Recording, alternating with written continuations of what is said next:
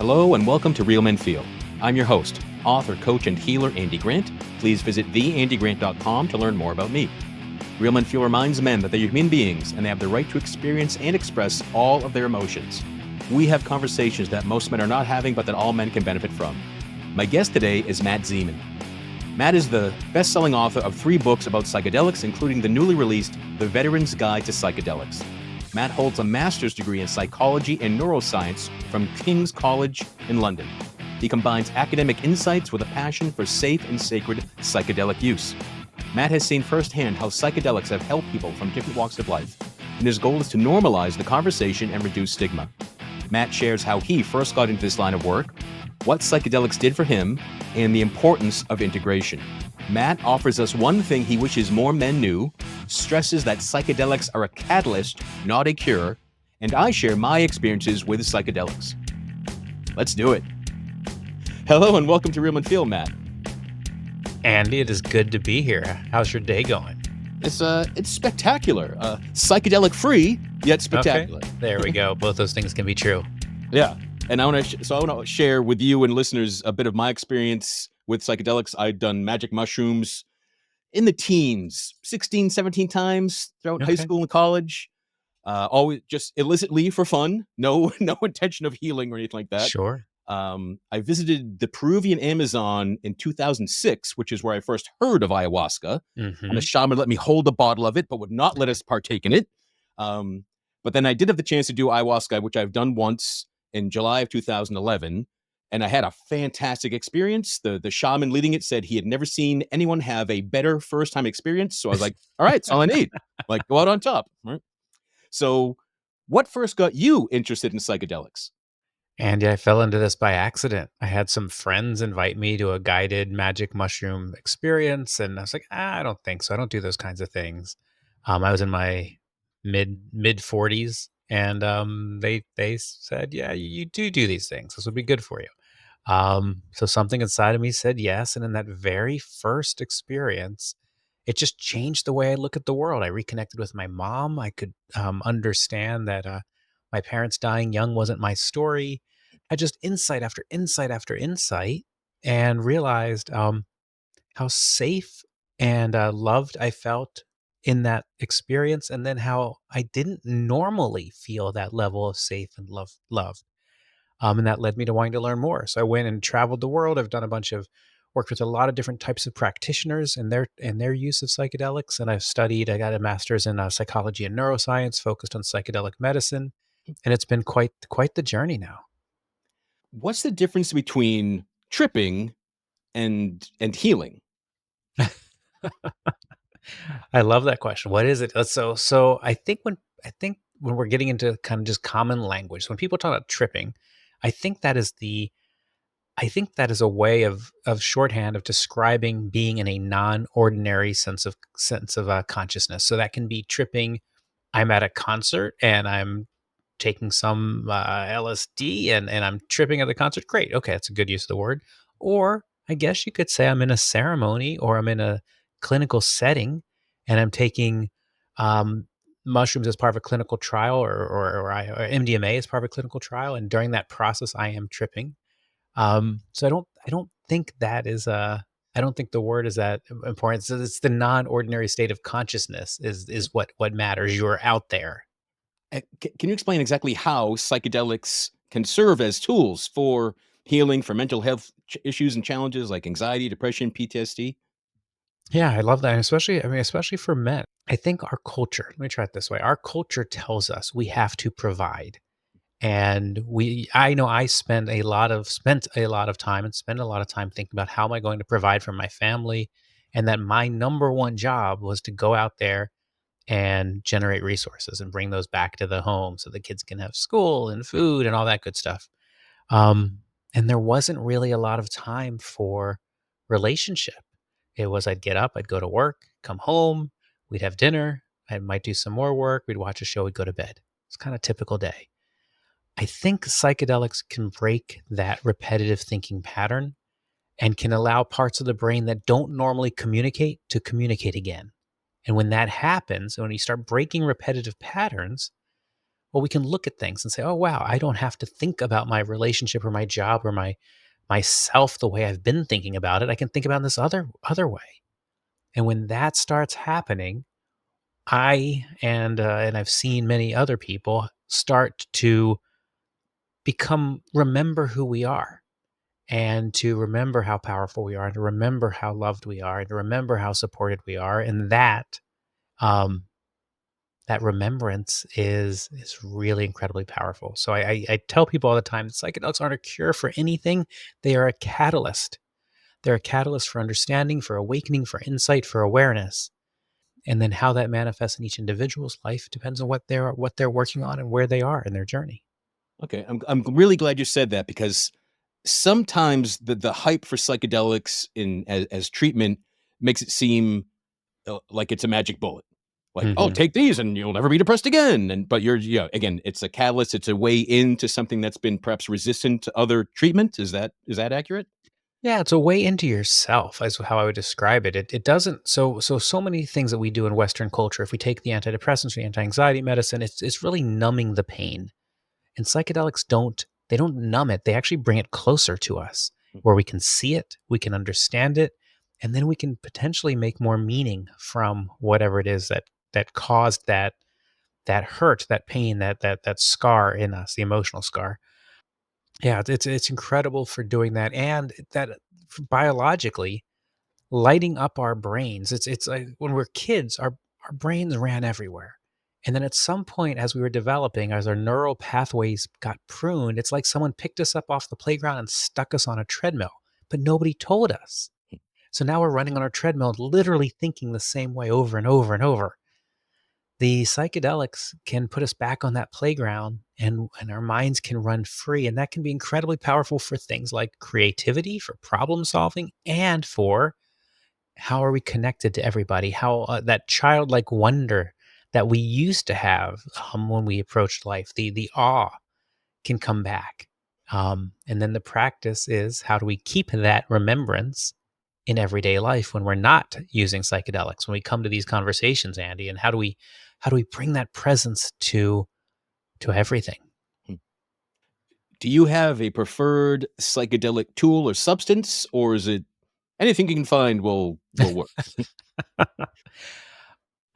I think I this is tricky. So if you're asking me personally, I like different molecules for different things. So I think some of the heart openers like MDA or sassafras or MDMA are really powerful for wanting to feel love, and to have just the heart crack open. So we're seeing a lot of work with that particular tool with veterans, with first responders, with victims of sexual assault, with people who have forgotten that they're capable of receiving and giving love without the pain. So I think that tool is really is incredible. Just as a quick side note on that, they gave people with treatment resistant post traumatic stress disorder 3 sessions of MDMA. So picture veterans, first responders, victims of sexual assault, where nothing has worked. They've tried every type of pharmacological solution. They've tried all the talk therapies. They gave them 3 sessions of MDMA with some coaching or therapy before and after, and over 70% no longer qualified as having a PTSD diagnosis. So it's a pretty tremendous tool. The other tool I love psilocybin. The active ingredient, those magic mushrooms you were talking about a minute ago. I think in terms of feeling connected to everything, to remembering that I am nature, I'm not separate and apart from nature, to remember that the trees and the birds and the animals are all here supporting our lives. It's pretty powerful medicine for that tool. And we're seeing incredible studies with psilocybin on things like end of life distress, where they've given it both at NYU, Johns Hopkins, University of California, San Francisco. They've given it to people with terminal cancer diagnosis, and over 80% have a reduction in depression, anxiety, and hopelessness. And then they've done follow up studies with those still alive 4.5 years later, and it's like 70% are still feeling the effects of one dose. So that's a pretty powerful tool. I think 5-MeO DMT is one that's not talked about that often. It's otherwise known as bufo. It's the venom of the Bufo alvarius toad. And in that one, um, it's really what's called a non-duality, where there's no time, there's no space, there's just kind of energy. And I think having that, for me, that connection with just the vibration of the world is a reminder of what could be beyond this physical body that I inhabit now. So I like that medicine for that. But I mean, ayahuasca's. I was spent a lot of time this past year with veterans working with ayahuasca. If I had a child with an opioid challenge, I would be getting them to an ibogaine clinic. So just different medicines for different purposes. Cool. Yeah, my ayahuasca experience really brought out that non-duality, and I had heard, Mm, we're operating on multiple, not platforms, multiple levels of existence, sure. multiple fields all this time, and why my ayahuasca experience, like, oh my god, I'm aware of being on like a dozen different levels of existence right now, and that was quite amazing, and and again has stuck with me from that single experience. And that was 2011. Yeah, and Man, even that's 14 years. yeah, It's a long time. yeah, um, and Can you still see it in your head? Can you still go oh back yeah, there? if I close my eyes, if I like I can feel like the vine coming through me, Mhm. and that's how it first Mhm. came into me, and, yeah, no, I can still some of the visuals were, like, one plane of existence was, it looked like Avatar, just super beyond 3D and, beyond colors, and at one point, Mm. I was in my, like, a hall of fame of every pet I had ever owned or come across, like, every animal was on this other plane, and, yeah, it was just, amazing, and my psilocybin experiences were always I just laughed. I just laughed Yeah. and laughed and laughed, and I tended to be a depressed, pessimistic kid. Mm. So that's why I loved mushrooms. Like if yeah, I could easily if they were really available, I would have done them a lot more probably. But and then you're talking about the connecting with all in nature by happenstance or coincidence or guidance. Most of my mushroom use was camping, going outside and looking at the stars all night and forgetting Were you about with some all the friends yeah, too? yeah. It was Yeah, never yeah. never alone. It was always with a group of friends doing it all together, and yeah, so that community, that oneness, it was all there. Even when I just thought I was, messing around, didn't have some high intention behind it. So Yeah, I is love that you're saying that, Andy, because I think that is something that's often misconstrued, that there's almost a psychedelic exceptionalism that, okay, if you don't come into this and you have everything exactly right and the exactly right intention, that you've done something wrong. And that is not true. There are so many different ways that people meet these medicines and start forming a relationship. So you started forming a relationship as a teenager with this medicine, and that was the way you accessed it, and it was beautiful and it was appropriate at the time. And now, at this stage in life, wanting kind of best practices because you're at just a different phase. Well, now we can talk about, okay, well, source, set, and setting. How do we really watch those three things so that you have the best probability of a positive outcome from this experience? right. I assume, correct me if I'm wrong, that you're not advocating go buy some psychedelics, take them alone at home, and see what happens. So tell me about the therapeutic use. Yeah, so I'm not advocating for that. I don't think that is the best. I don't think that is the way to do this with the best probability of a good outcome.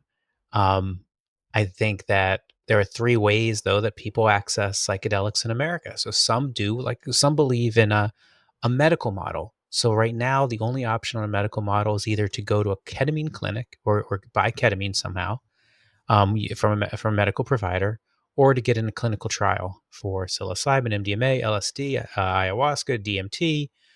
That's really it in the States. But for some people, they want to have a diagnosis. They want to work with a clinician. They want to have kind of, here is my scores before and here are my scores after. Okay, they want a scientific approach. That's beautiful. Go for it. And I hope that MDMA is a tool in the medical professional toolbox in the next few years. I hope psilocybin is a tool for them. The second way people access these medicines are religious. There's somewhere between 200 and 1,000 psychedelic churches in America. I don't. My guess is 500, 600. But that's for that those are for the most part people who are practicing using these tools as they've been used for thousands of years. It's people who believe I don't need a diagnosis to want to explore my consciousness. I don't need a diagnosis to want to be closer to source, however that is I define it. And these tools are pretty reliable tools for those types of experiences. So without making medical claims, these spiritual groups offer ceremonial psychedelics. And I think that's beautiful and important, and it's a religious freedom perspective, and it's something that we need to. I paid no attention to this before this world, and then we have like decriminalization. We have these groups all over the chapters all over the country, and I think Massachusetts just actually worked with almost had well a couple different things, but decrim, which the idea behind decrim nature starts with no adult should tell another adult that they can't put nature in their body. Okay, I get that. It's very libertarian, but it also goes a step further and they say it's not fair that those of us who have resources, who have money, can access all these psychedelics and all these tools and all this healing. And those that don't have money aren't allowed to grow for free mushrooms in their closet or consume for very low money these things. So I think it is an important path, and I think it's one that we're seeing city after city decriminalizing psychedelics for a reason, and fairness is a big piece of that. But yeah, if you were my brother asking me how should I start this process, let's say if you're paying attention to source, where did your medicine come from, your set and your setting, regardless of whether it's a medical, a spiritual, an underground therapist, a retreat to Jamaica or Costa Rica or Peru or the Netherlands, you still have to ask the exact same questions to find the place that's right for you. So I guess thought states that had decriminalized meant there was a thriving industry of clinics and support for doing this. So that it's just you no longer No. get arrested for having it. That's the extent of it. So separate into two things. We have two states that have actually legalized. So we have the state of Oregon, which had gone through a process of ballot initiative, and they actually have legal psychedelic treatment centers where adults can go and have treatment. Colorado's right behind them, ballot initiative. They're going to have that soon. Many other cities have decriminalized, which means it's the lowest priority for law enforcement. Detroit, Ann Arbor, I think a couple cities in Massachusetts. Yeah, there's a bunch of them. So it's not there's no industry. It's still that's part of the part of the challenge I see is that when we are not talking as adults about this, when we're not having a true marketplace that we can look at and talk about, these things are pushed underground. When these are pushed underground, there are possibilities of profit motive leading to contamination and other things that doesn't keep us as safe as I would want to be. So I'm definitely a fan of like how do we get these into a public marketplace with open communications between medical professionals, spiritual leaders, and consumers like us. And in a therapeutic environment, is the notion to be microdosing, just taking the bare minimum of substance to have an experience, or is it take whatever you feel like? It's a little bit of both. I think mostly in the therapeutic environment, people are doing larger doses. I mean, they're going in to do this with a professional, and having a professional there while doing a larger dose is something that is a best practice. Microdosing, because when you're microdosing, we're talking about a tenth to a 20th of a dose. So it's either sub-perceptual, you really can't even feel it. Certainly it's sub-intoxicating if it's a microdose. So the need to be with someone on a microdose is not really there. It's macrodose when you want somebody or two people in the room with you to make sure that you're safe. So you've written 3 books on this subject. The most recent is The Veteran's Guide to Psychedelics.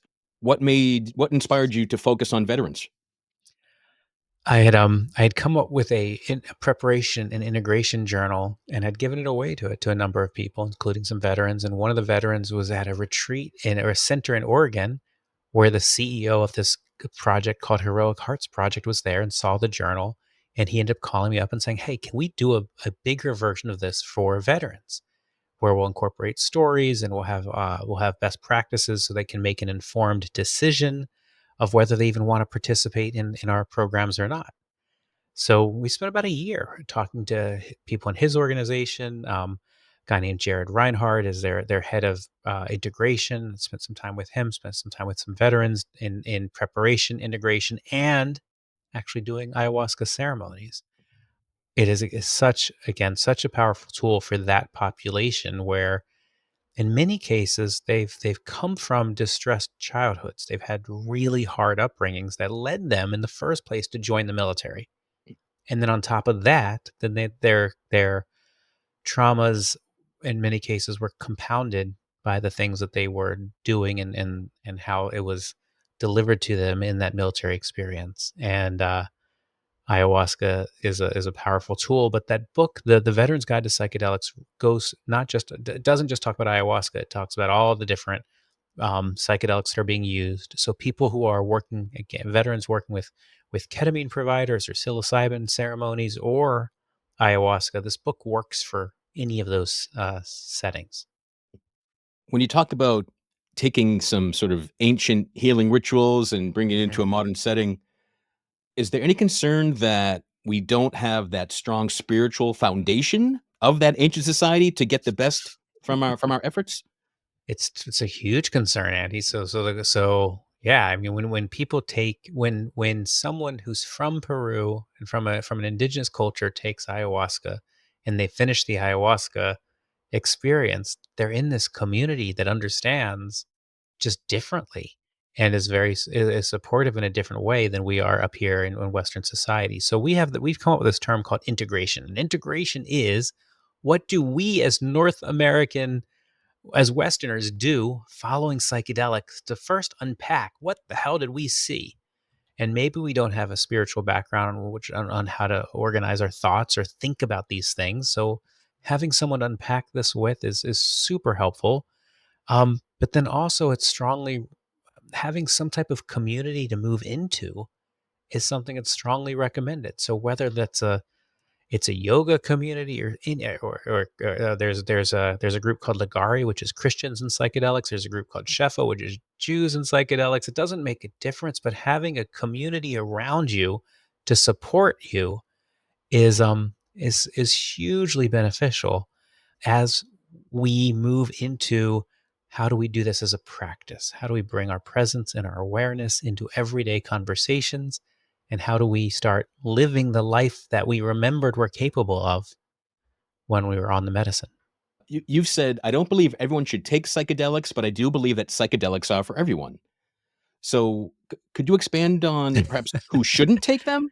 Like, Yeah, I are love that. Yeah, there's definitely, I mean, so the book, my first book was called Psychedelics for Everyone, and that was a controversial title, and it was not meant that everyone's taking psychedelics, but there are certain people who have either family history or are taking a prescription or a supplement that might be a contraindication with a psychedelic that they need to be careful.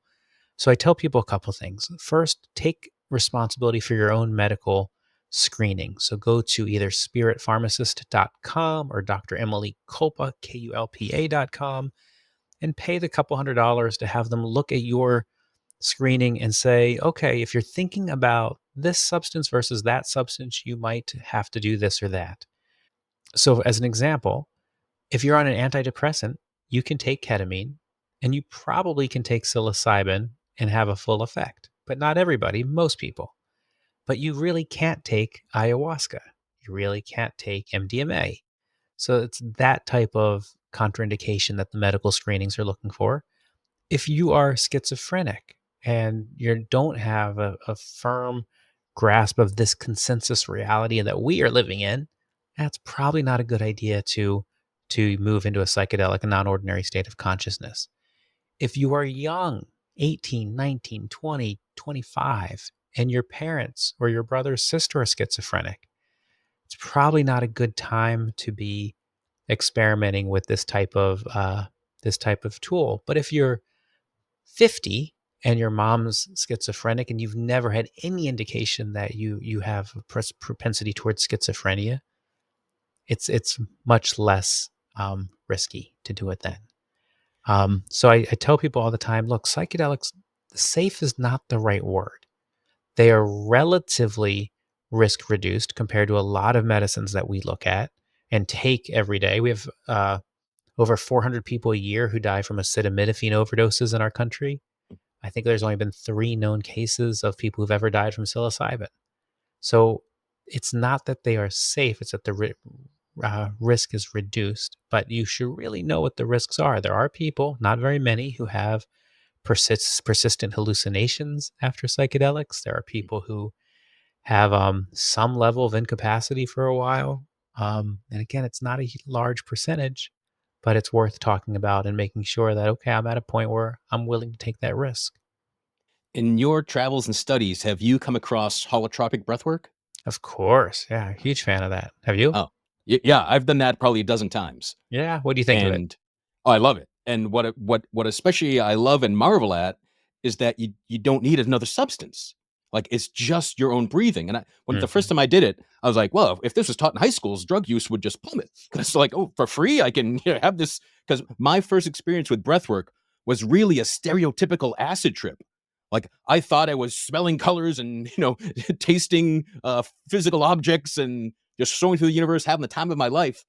And then during this, I kept cycling from like so high and life was amazing. And then I remember that I tried to end my life and I would Mm. plummet and be sobbing. But it was the first step to my really own healing and seeing that my surviving multiple attempts, suicide attempts, was me surviving attempted murder. Mm. And so I really like had this mourning experience. And when it all ended, I wrote letters of apology to my mom, to my dad, and to myself for the pain I'd put people through. It was just, it gave me a whole new perspective on it. But yeah, like I didn't want it to end. I went for almost 3 hours. I was in a ballroom with people. It was my first personal growth event at all. It was a week-long meditation retreat. One night we did this breath work, which I never heard of. Loved the music, loved the sitting with Mhm. people. I just loved everything about it. Um, and then since then, I've had the opportunity to breathe twice with oh my god, I'm blacking out now. Stan Groff? Groff. Yeah, Stanislav Groff. Yeah, yeah, yeah. yeah. He spooned my wife at one No point during our way. session. Yeah, That's it was amazing. amazing. Yeah, yeah, it was very Yeah, cool. he has been, I mean, he was such a leader in LSD research, and Yeah, then to really pioneer holotropic breath work, bring it to the masses, and his so many good things. But sticking with this for a minute, I don't think, I know, I underestimated breath work. I was like, "Oh, okay, I've done now all these different psychedelics. I'm sure that breath work is not gonna be able to send me into that level of a non-ordinary state," and I was yeah, just wrong. I was yeah. absolutely floored. Mm. So much so that I remember at one point on the breath work thinking, "How do I stop? Like, how do I get off this train?" Yeah, it's a serious, serious alternative, or complement for Mm. people who are like, "Okay, I don't wanna try XYZ psychedelic, but I am willing to try breath work first or as a complement." Great. And just like you can hurt yourself. Like again, nothing is safe. There's risk to breath work, there's risk to meditation, there's risk to psychedelics, there's risk. There's risk to driving in the car. So we have to choose what level of risk we're willing to take. So is there anything that makes you point someone to breath work or to psychedelics or to just experiment with both, see what works best for you? What do you think there? I try not to give specific directions to anybody about what they should or should not do. What I try to do is answer their questions of, so if someone says, "Look, I have been sober for a long time. My recovery is super important to me. I'm not sure I really want to take any substance whatsoever. Is there anything I can do?" Absolutely. Have you thought about breath work? So that's kind of an easy direction there. When people say, "I'm not willing to do anything illegal, period." Okay, well, ketamine or breath work are kind of your two options. When I meet people, are like, "I want to feel it. It's got to be hard and intense." Okay, well, you might like ayahuasca, might be the one you're looking for. Um, so I try. It just really depends on who is asking the question and what Yeah. their background is and what are they worried about. And then I guess I also believe, and I'm curious if you feel this way, that these medicines you kind of know, like if you're actually what if you've been listening to this podcast for 30 minutes and you're still listening, you know you want you're listening for a reason. What is it? What are you looking for? Mm. What permission do you feel like you need to receive to go do whatever it is you're thinking about doing. And I feel like each of these, like at some points, like, oh, I really keep hearing mushrooms. Maybe I should go try some mushrooms. Okay, great. Go do that. Keep hearing about ayahuasca. Great. Go try that. Are there any specific areas of psychedelic research that you're most excited about? Like what do you see on the horizon? To your point earlier, there's so much media hype. What do you believe? It's like, oh, the psychedelics are the next big cure for this, that, and the other thing. But what I didn't realize is when we think about how do repetitive thinking patterns manifest in our lives? Well, for some people, it manifests as depression, where I get into catastrophizing these things. I get into these loops of how bad my life is, and I can't see past that. Okay, great. Others, it's anxiety. I'm just constantly worried about, I'm afraid of the way I interact with the world. For some people, that might mean I eat too much. For others, it might mean sex or porn. For others, it might mean gambling. For others, it might mean workaholism. For others, it might mean an eating disorder.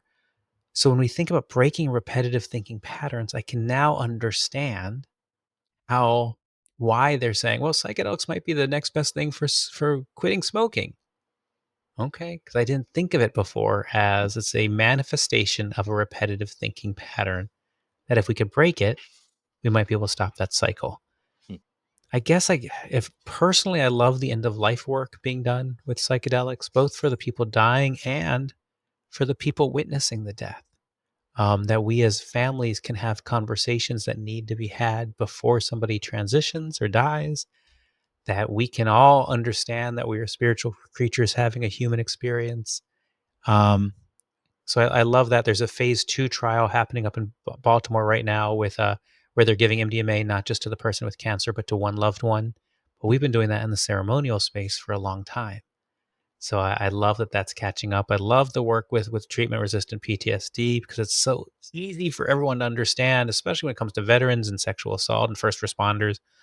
Oh yeah, we owe them something, and nothing's working. Sorry, when for those that where it doesn't work, we need to give them another option. Okay, I can understand this. So I think if I had to pick two areas, those would be the two I'm most excited about. And I mean, I don't know. There's also, I mean, there's a new study of psychedelics and autism. How cool is that when we think about the repetitive thinking patterns of autism and being able to, whether it's feeling emotion or whether it's understanding how to read a room or whether it's slow down and process differently. Hmm. It's beautiful work.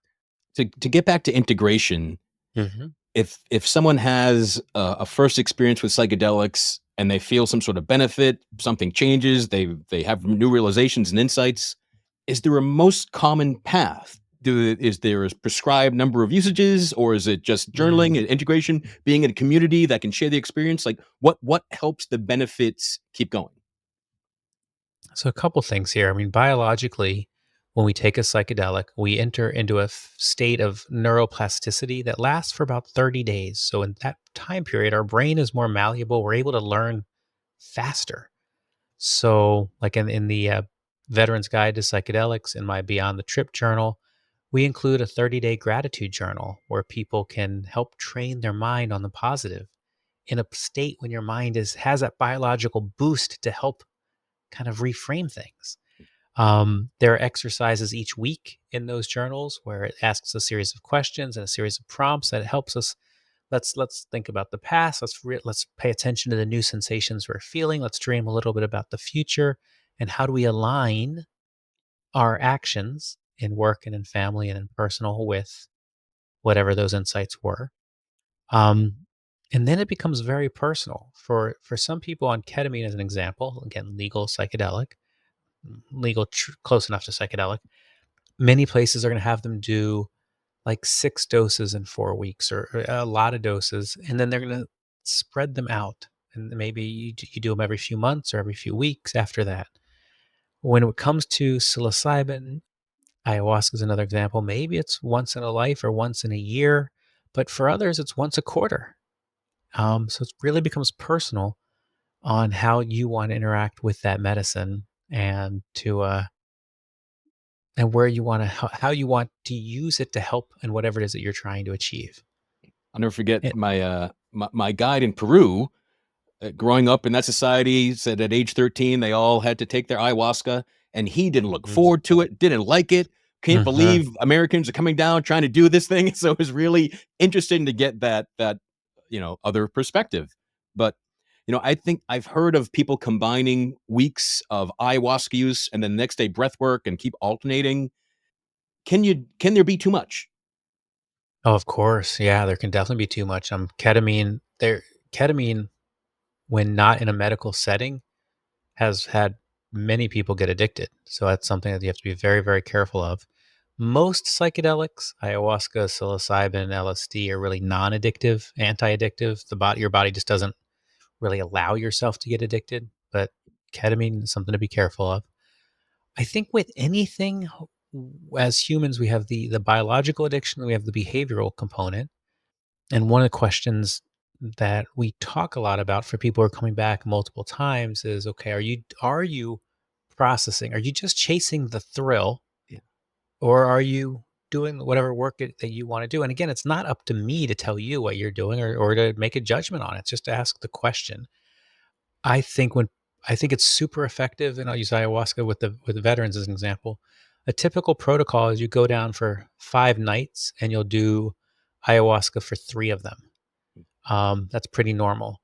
With many of the ceremonies that I participate in, it's 2 or 3 nights in a row, or 2 or 3 days in a row of whatever sacrament they're serving. I think that's, for the most part, pretty helpful because it takes the pressure off. I think a lot of people, especially because some of these places are so expensive, a lot of people come in. It's like, oh, I've got to have this great big experience. It's got to be everything. It's got to be in the first time. It's got to be great. It's a lot of pressure. If you have 3, it's like, maybe the first one's gonna be great, maybe it's not. It's okay. Let's try again. So I think having 2 or 3 for people who are coming into this new to the practice, that would be a recommendation if as a starting point.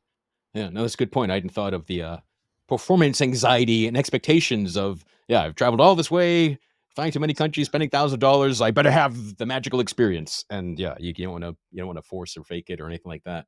Yeah, or even I Um, went to Oregon and spent $3,000. I mean, it can be expensive, which is also where the churches are typically not anywhere near the pricing of the treatment centers. The treatment centers aren't as expensive as the retreats. There are different tier, and I say that, and I hear of these clinics and these underground treatment centers charging $10,000. So there's a wide variety in cost.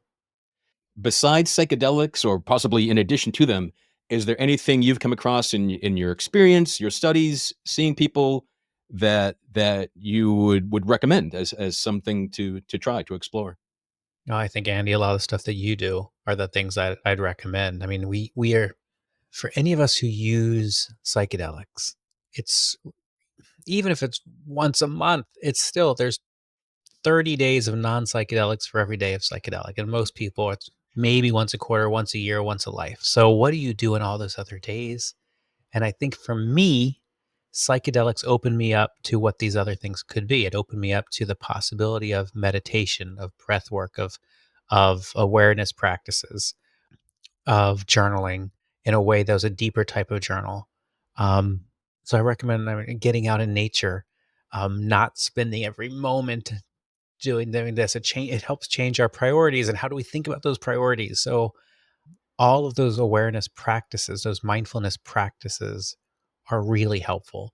Being in community is really helpful, and certainly all those things can be done without ever touching a psychedelic as well. You had mentioned Heroic Heart earlier. I want to give you a chance to expand on that Mhm. and how your book is tied to them.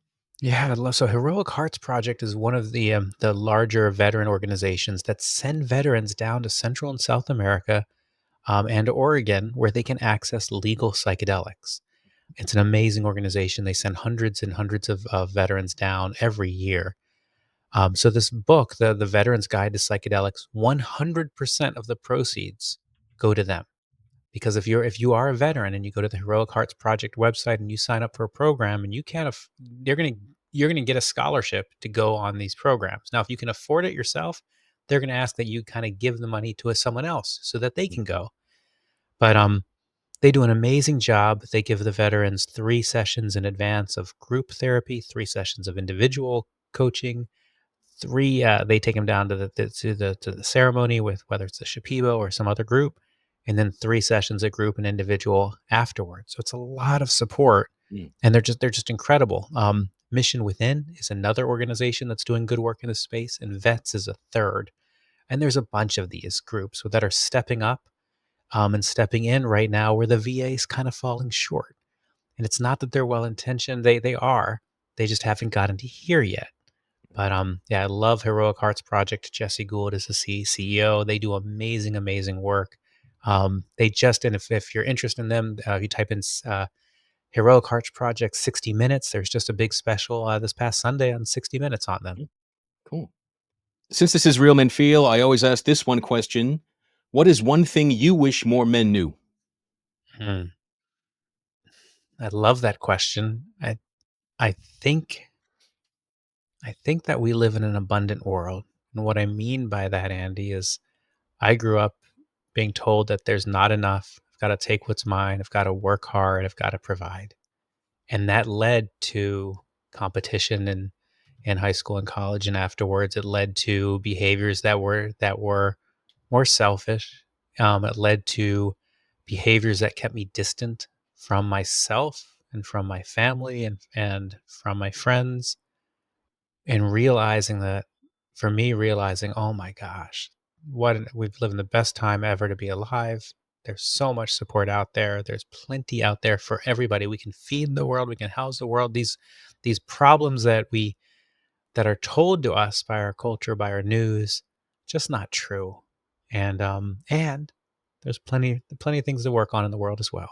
But I I can live and have an abundant attitude towards life, and by doing that, I can have deeper, uh, deeper relationships and feel more every day. And that feeling piece, Andy, is something I just didn't have time for. And I look back now, I'm like, what was I thinking? Because what is life without feeling? Amen. Cool. So, Matt, what's the best way for people to keep in touch with you, find out everything you're up to, and learn more about books, programs, everything? Yeah, anyone who's looking for the books, Amazon is the best place, and type in psychedelics or Matt Zeman, you'll get a bunch of different books. MattZemon.com, Zemon. There's a free guide to microdosing. You can reach out to me there. Lots of little videos and things on things that are happening are all on MattZemon.com. And then if you're looking for a speaker or any of that, that's a great place to do it.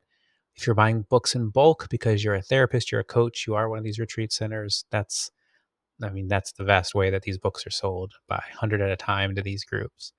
And then LinkedIn and Instagram, I'm active. I'm on there all the time. And if it's another great place to reach out, and I'll respond.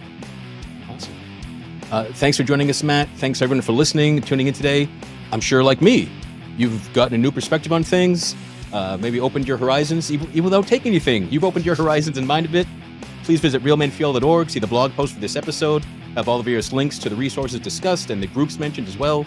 Wherever you're discovering Real Men Feel, please subscribe, follow, like, share this episode with somebody, post a review or a comment. If you're not living your life to the fullest, I invite you to book a free clarity call with me. We'll explore what you want, what's in your way, and what you can do about it. Visit theandygrant.com/talk. And until next time, be good to yourself.